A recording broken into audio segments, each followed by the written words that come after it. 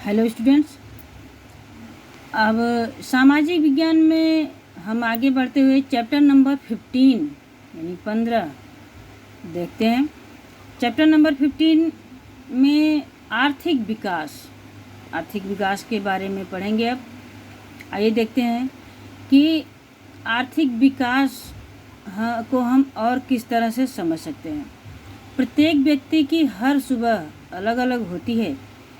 कुछ लोग भौतिक सुविधाओं से भरपूर जीवन व्यतीत करते हैं, परंतु विश्व की अधिकांश जनसंख्या जीवन अस्तित्व टिकाए रखने के लिए संघर्ष करती नजर आती है। गरीब के रूप में पहचाने जाने वाले इन लोगों के लिए भौतिक सुविधाएं या आराम कल्पना का विषय है। ऐसी परिस्थिति किस तरह उत्पन्न हुई, इस परिस्थिति से बाहर कैसे निकले, आदि ऐसे प्रश्नों के उत्तर हैं हमारे इस चैप्टर में। तो सबसे पहले तो हम समझते हैं कि आर्थिक विकास यानी क्या। आर्थिक विकास अर्थात इससे हम क्या समझते हैं। आर्थिक विकास आज के आधुनिक युग में विश्व का प्रत्येक देश विकास के लिए प्रयत्न करता है, परंतु विकास मात्र आर्थिक ही नहीं, अनेक पक्षों वाला सामाजिक परिवर्तन की प्रक्रिया है।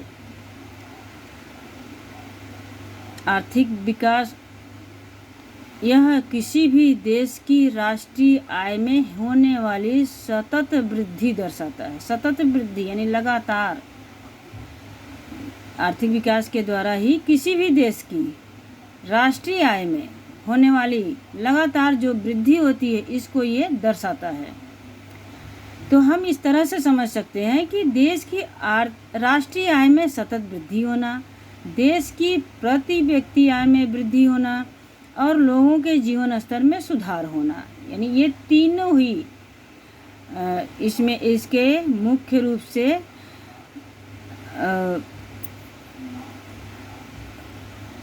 ये पक्ष हैं कि आर्थिक विकास में कौन कौन से सहायक पक्ष हैं कि यानी इस तरह से हम कैसे समझ सकते हैं और अधिक तरीके से कि लगातार देखते हैं कि राष्ट्रीय आय में लगातार वृद्धि होना, देश की प्रति व्यक्ति यानी जितने लोग हैं सभी की आय में वृद्धि होता है, विकास होता है। लोगों के जीवन स्तर में सुधार होना, जब राष्ट्रीय आय में वृद्धि होता है, प्रति व्यक्ति की आय में वृद्धि होता है और लोगों के जीवन स्तर में सुधार होता है, तो हम समझते हैं कि वो आर्थिक विकास हो रहा है, उस देश का आर्थिक विकास हो रहा है। यानी ये तीनों ही प्रमुख कारक हैं। इस बात को आर्थिक विकास कहा जाता है। इस तरह से तीनों ही प्रमुख कारक जहाँ एक साथ होते हैं वही आर्थिक विकास कहा जाता है, उसे ही आर्थिक विकास कह सकते हैं। देश की कुल आय को राष्ट्रीय आय कहा जाता है। देश की कुल राष्ट्रीय आय को देश की कुल जनसंख्या से विभाजित करने पर प्रति व्यक्ति आय प्राप्त होती है, जबकि जीवन स्तर में लोगों को प्राप्त होने वाली सुविधाएं जैसे कि अनाज, कपड़ा यानी वस्त्र, शिक्षा, स्वास्थ्य, वाहन व्यवहार की सुविधा तथा आवास की सुविधा का समावेश होता है। भारत में आज़ादी के बाद राष्ट्रीय आय और प्रति व्यक्ति आय में वृद्धि होने से अनाज, कपड़ा, बिजली, शिक्षा, स्वास्थ्य, आवास आदि सेवाओं का उपयोग और सुविधाओं में वृद्धि हुई है। पहले की तुलना में उपर्युक्त आवश्यकताएं अधिक अच्छी तरह संतुष्ट होती हैं। अतः कहा जा सकता है कि भारत में आर्थिक विकास हो रहा है। बच्चों, जैसा कि अभी हमने पढ़ा कि देश की जो कुल आय होती है उसे राष्ट्रीय आय कहते हैं, तो पहले के तुलना में हमारे देश में आर्थिक विकास हुआ है, यानी पहले की अपेक्षा अब लोग संपन्न हुए हैं। तो इस तरह से ये हम मान सकते हैं कि हमारे देश भारत में आर्थिक विकास हो रहा है। तो ये हम इस तरह से देख सकते हैं कि आर्थिक वृद्धि और आर्थिक विकास के बीच क्या अंतर है। आर्थिक वृद्धि माने बढ़ोतरी, बढ़ रहा हो, और विकास यानी और ऊंचा जा रहा हो और आगे बढ़ रहा हो। तो सामान्य रूप से आर्थिक वृद्धि और आर्थिक विकास दोनों शब्द वृद्धि ही दर्शाते हैं, यानी बढ़ता हुआ क्रम ही दिखाते हैं। दोनों के बीच कुछ अंतर पाया जाता है, कुछ अंतर। आमतौर पर लोग एक ही समझ लेते हैं, लेकिन यहाँ पर कुछ अंतर पाया जाता है जो कि हम निम्न प्रकार से समझ सकते हैं। विकास, सबसे पहला, विकास की प्रक्रिया के आधार पर, विकास की प्रक्रिया के आधार पर हम देखते हैं कि ये किस प्रकार से होता है। आर्थिक विकास गुणात्मक और आर्थिक वृद्धि परिणात्मक है। आर्थिक विकास गुणात्मक है और आर्थिक विकास वृद्धि जो है वो परिणात्मक है, परिणाम जो आता है उसका। आर्थिक विकास यह प्रथम अवस्था है, यानी जो पहले हम शुरू करते हैं किसी भी विकास के लिए, जो हम कार्य करना प्रारंभ करते हैं। जबकि आर्थिक वृद्धि क्या है, विकास के बाद की अवस्था है, हमने जो किया उसका परिणाम क्या आया। तो ये इस तरह से बारीक अंतर से हम समझते हैं। बच्चों ये इम्पोर्टेंट है, इसे आप अच्छे से नोट कर लेना। दूसरा हम देखते हैं अर्थतंत्र में होने वाले परिवर्तन के आधार पर। अर्थतंत्र यानी जिससे आर्थिक शब्द बना है वो भी इससे ही संबंध है। अर्थतंत्र में होने वाले संशोधनों के आधार पर उत्पादन में होने वाली वृद्धि आर्थिक विकास है। जैसे कृषि क्षेत्रों में गेहूं, धान जैसी फसलों में नए बीजों की खोज होने पर उत्पादन में अनेक गुना वृद्धि हुई है। यह बात आर्थिक विकास दर्शाती है। दूसरी तरफ जोत जमीन में वृद्धि होने से उत्पादन में वृद्धि हो तो उसे आर्थिक वृद्धि कहते हैं। यानी ये क्या हुआ, अर्थतंत्र जिससे हमारा विकास हुआ और विकास होने के परिणाम स्वरूप वृद्धि हुआ अर्थ के रूप में, आर्थिक स्थिति के रूप में। अब हम अगला देखते हैं विकसित और विकासशील देशों के संदर्भ में। विकसित और विकासशील देशों के संदर्भ में दोनों के बीच अंतर पाया जाता है। विकसित देशों की राष्ट्रीय आय में वृद्धि हुई आर्थिक वृद्धि कहलाती है, जबकि विकासशील देशों की राष्ट्रीय आय में हुई वृद्धि आर्थिक विकास कहलाती है। सबसे पहले तो ये समझ लेते हैं कि विकसित यानी जो विकास कर चुका है और अधिक कर रहा है और अधिक कर रहा है, यानी एक स्थिति ऐसी होती है कि स्थिति ऐसी होती है कि जिसमें हम समझ सकते हैं कि हमारा देश या अन्य देश जो भी हो कितना आगे गया है अर्थ के रूप में, आर्थिक स्थिति के रूप में, और कौन सा देश थोड़ा पिछड़ा हुआ है। जैसे हाँ, अमेरिका, ये इसे हम विकसित देशों में जानते हैं, गिनते हैं, जबकि भारत, हमारा देश भारत विकासशील देशों में गिना जाता है। तो ये महत्वपूर्ण पॉइंट ये है कि इनकी जो विकसित देश की स्थिति होती है उसकी राष्ट्रीय आय में जो वृद्धि हुई होती है आर्थिक वृद्धि कहलाती है। यानी वो विकास नहीं कर रहा है, वो बढ़ा रहा है अपनी स्थिति को। जैसे एक धनवान व्यक्ति के घर में काफ़ी मात्रा में पैसा हो तो क्या वो और नहीं कमाएगा? कमाएगा, वो रुकेगा नहीं उस स्थान पर कि हमारे पास बहुत सारा पैसा है, हम और क्यों कमाएं, हमें और पैसे की आवश्यकता नहीं। ऐसा नहीं है, वो और ज़्यादा कमाने की कंडीशन में बनता है और अलग तरीके से कमाने की कंडीशन बनता है। तो इस तरह से ये विकसित देश का भी है। तो जब उसकी जो राष्ट्रीय आय में वृद्धि होती है वो आर्थिक वृद्धि कहलाती है। जबकि विकासशील देशों की क्या कंडीशन है कि जो राष्ट्रीय आय में वृद्धि होती है वो आर्थिक विकास के रूप में कहलाती है। जैसे एक मध्यम वर्गीय परिवार है, उसमें हम रोज़मर्रा की ज़िंदगी में वो अपने उपभोग की वस्तुओं के लिए, जो उपयोगी वस्तुएं होती हैं उनके लिए कोशिश करते हैं। तो ये क्या हुआ, लाते हैं कोई चीज़ घर में और फिर कुछ और अच्छा लाए, कंडीशन बदलती रहती है और वो चीज़ हमारे घर में आता रहता है। तो धीरे धीरे क्या हुआ, हम मध्यम वर्गीय से उच्च वर्गीय में पहुंचते हैं। यानी हमारे घर में भी वो सारी सुविधा सुलभ है जो एक धनवान व्यक्ति के घर में सुलभ होती है। तो यानी इस पर धीरे धीरे करके वो विकास हो रहा है। इसी तरह से हमारा देश के बारे में या अन्य देश के बारे में भी है कि जब विकासशील देश की राष्ट्रीय आय में वृद्धि होती है वो आर्थिक विकास कहलाती है। विकासशील अर्थतंत्र के लक्षण।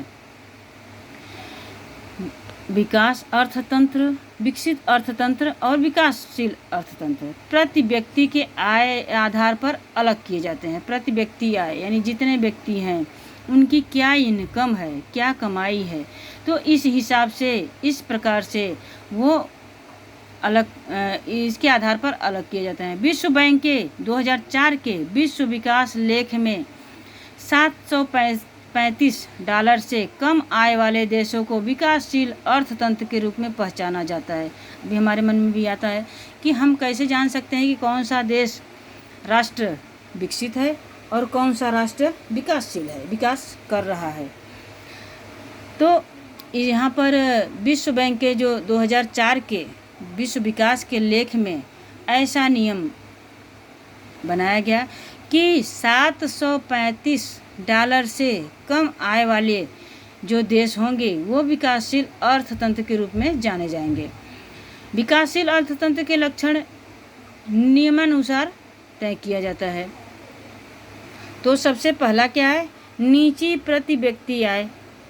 विकासशील देशों की राष्ट्रीय आय नीची होती है, नीची यानी निचला स्तर, निम्न होता है, जबकि जनसंख्या वृद्धि दर अधिक होने से प्रति व्यक्ति आय नीची रहती है, यानी पर वहाँ पर जो आय होती है, खर्च होता है, कमाने का जरिया होता है, वो कम होता है और जनसंख्या वृद्धि अधिक होता है। तो जाहिर सी बात है जनसंख्या वृद्धि बढ़ती रहती है जबकि कमाई तो बढ़ती नहीं, तो प्रति व्यक्ति आय क्या है, इसे कहते हैं नीचे रहता है। नीची प्रति व्यक्ति आय के कारण जीवन स्तर भी नीचा रहता है। जब जाहिर सी बात है, एकदम स्पष्ट है कि जब प्रति व्यक्ति की जो यानी प्रत्येक व्यक्ति की आय, इनकम कम होगी तो उसका जीवन स्तर यानी रहन सहन भी कम ही रहेगा औरों के अपेक्षा। अब दूसरा देखते हैं क्या कारण है, माने किस प्रकार से हम समझते हैं, कारण नहीं समझते हैं, लक्षण क्या है। जनसंख्या वृद्धि। विकासशील देशों में जनसंख्या वृद्धि अधिक होती है। ऐसे देशों में जनसंख्या वृद्धि दर 2% अथवा उससे भी अधिक होती है। तीसरा है कृषि क्षेत्र पर अवलंबन यानी निर्भर। विकासशील देशों में कृषि मुख्य आर्थिक प्रवृत्ति होती है और देश के 60% से भी अधिक लोग रोजगारी के लिए कृषि पर निर्भर रहते हैं। देश की राष्ट्रीय आय में भी कृषि का योगदान लगभग 25% होता है। तो ये इनके जो कृषि पर निर्भर होते हैं उनकी पूरी तरह से उनकी जो आय है वो कृषि पर आधारित होती है। तो ये कितना है देश में? 60% से ज़्यादा लोग इस पर पूरी तरह से कृषि पर निर्भर हैं। अब हम देखते हैं कि आय वितरण की असमानता। अगला है चौथा नंबर, आय वितरण की असमानता। विकासशील देशों में आय तथा उत्पादन के साधनों का बंटवारा असमान होता है। यह असमानता ग्रामीण तथा शहरी दोनों क्षेत्रों में होता है। देश के शीर्ष 20% धनिक लोग राष्ट्रीय आय का 40% हिस्सा रखते हैं और निम्न स्तर के 20% गरीब लोग राष्ट्रीय आय का 10% हिस्सा रखते हैं। इस प्रकार विकासशील देशों में आय और संपत्ति का केंद्रीकरण धनिक लोगों में हुआ नजर आता है। यानी जिसके पास अधिक धन है तो वो कितना रखते हैं? राष्ट्रीय आय का 40% हिस्सा रखते हैं अपने पास। 1% कितना है? 20%। और निम्न स्तर के लोग का क्या है? 20% लोग राष्ट्रीय आय का अपने पास कितना रखते हैं? 10%। तो इस तरह से ये भी एक लक्षण होता है पहचानने का। बेरोजगारी अगला है। बेरोजगारी नाम से ही पता चल रहा है, बिना रोजगारी यानी बिना रोजगार के। तो बेरोजगारी विकासशील देशों का महत्वपूर्ण लक्षण है। इन देशों में बेरोजगारी का प्रमाण कुल श्रमिकों की संख्या 30% से भी अधिक होता है। इन देशों में बेरोजगारी भिन्न भिन्न स्वरूपों जैसे कि मौसमी बेरोजगारी, छुपी बेरोजगारी औद्योगिक बेरोजगारी आदि पाई जाती है, जो लंबे समय की बेरोजगारी होती है। मौसमी बेरोजगारी क्या है? मौसम पर आधारित होता है, मौसम पर निर्भर होते हैं। तो मौसम अगर अनुकूल हुआ तो ठीक, और अगर विपरीत हुआ तो फिर गया। छुपी बेरोजगारी, जो पता न चले लेकिन वो बेरोजगार है, यानी उनके घर में आय के साधन नहीं बन रहे हैं और किसी को वो जाहिर भी नहीं कर सकते। औद्योगिक बेरोजगारी यानी जो उद्योग से संबंधित कार्य होते रहते हैं और लेकिन किसी कारणवश वो कुछ दिन के लिए रुकते हैं, फिर वो शुरू होते हैं, फिर रुकते हैं, इस तरह से, यानी सतत इसमें इनकम का साधन नहीं बनता है। ये है 5वां नंबर बेरोजगारी का। छठा है गरीबी। गरीबी विकासशील राष्ट्र का लक्षण है। सीधी सी बात है कि एक गरीब इंसान तो सिर्फ सारा ध्यान किस पर लगाएगा? अपनी गरीबी को दूर करने के ऊपर लगाएगा। सबसे पहले तो अपने परिवार का सोचेगा, फिर ही वो देश के बारे में सोचेगा। तो ये विकासशील राष्ट्र का सबसे समझ लो कि एक और बड़ा लक्षण है। जो लोग अपनी प्राथमिक आवश्यकताएं जैसे कि अनाज, कपड़ा और आवास, शिक्षा और स्वास्थ्य ये भी पूरा नहीं कर सकते, उन्हें गरीब माना जाता है। विकासशील देशों में ऐसे लोगों की संख्या कुल जनसंख्या का लगभग 3रा भाग होती है। अब हम अगला देखते हैं, द्विमुखी अर्थतंत्र। विकासशील देशों में अर्थतंत्र का द्विमुखी स्वरूप पाया जाता है। एक तरफ ग्रामीण क्षेत्रों में पिछड़ी कृषि पद्धति, पुरानी यंत्र सामग्री, रूढ़ि चुस्त सामाजिक ढांचा, कम उत्पादन पाया जाता है। दूसरी तरफ शहरी क्षेत्रों में आधुनिक उद्योग, नई उत्पादन पद्धति, आधुनिक यंत्र तथा वैभवी जीवन शैली पाई जाती है, यानी वहाँ पर थोड़ा अच्छा रहता है। वैभव यानी वैभव से युक्त जीवन शैली, उनका जीवन व्यतीत होता है। तो ऐसी स्थिति पाई जाती है। अगला है मूलभूत अपर्याप्त सेवाएं।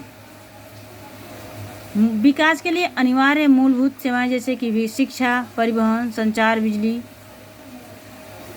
स्वास्थ्य,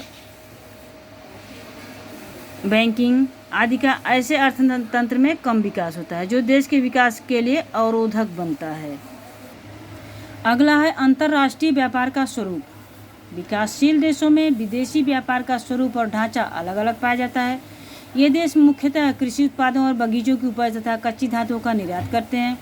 इस प्रकार के निर्यात की मांग कम होती है और भाव नीचा होता है। भाव नीचा यानी कम होता है, दाम कम लगते हैं और मांग भी कम होती है, जिससे निर्यात से आय कम होती है, यानी वे उसे बेचेंगे जब बाहर बाहर अन्य देशों के को बेचेंगे तो उनकी जो इनकम है वो कम होती है। जबकि आयात औद्योगिक उपज यंत्र सामग्री का होता है, यानी जो खरीदी करते हैं, बेचते हैं, क्या अपना अनाज बेचते हैं और कृषि से संबंधित जो जो वस्तुएं होती हैं वो सब बेचते हैं, और बगीचों के यानी फल वगैरह सब। लेकिन तो ये कैसा होता है? ये सस्ता बिकता है, जो खरीदते हैं वो कम पैसे देते हैं और उसके बदले में क्या खरीदी करते हैं? औद्योगिक उपज वाला यंत्र सामग्री, जिससे कि यहाँ पर और आधुनिक तरीके से विकास कर सके या कार्य कर सके, तो वो महंगी होती है। इन वस्तुओं का भाव अधिक होने के से आयात के पीछे खर्च अधिक होता है, यानी खरीदी किया ज़्यादा में और बेचा कम में, तो जो हमने खरीदी किया बेचने की अपेक्षा हमारे पैसे और अधिक लगे, तो वो भी एक लक्षण होता है। इस प्रकार विकासशील देशों के लिए विदेशी व्यापार की शर्तें प्रतिकूल होने से देश पर विदेशी कर्ज बढ़ता है, यानी कि ज़्यादा अधिक पैसा लग रहा है निर्यात की अपेक्षा आयात में, वो क्या करते हैं? विदेशी कर्ज के रूप में हमारे ऊपर बढ़ता रहता है। इस प्रकार से विकासशील देशों में मुख्यतः जो ऊपर यानी हमने अभी तक लक्षण पढ़े हैं, भारत विकासशील राष्ट्र होने से इससे इन सारे लक्षणों में कम या अधिक मात्रा में भारत पर भी लागू होते हैं, यानी हमारा देश भी ऐसी देश में गिना जा रहा है और गिना जाता है। तो बच्चों, इस तरह से हमने आज ये चैप्टर पढ़ा। तो आगे का हम अगले वीडियो में आप सबको पढ़ाएंगे। और इस तरह से मैं आशा करती हूँ कि ये अच्छा लगेगा और समझ में भी आएगा। तो ध्यान से पढ़ना। अगले वीडियो में फिर हम आगे का भाग पढ़ाएंगे। ओके, धन्यवाद।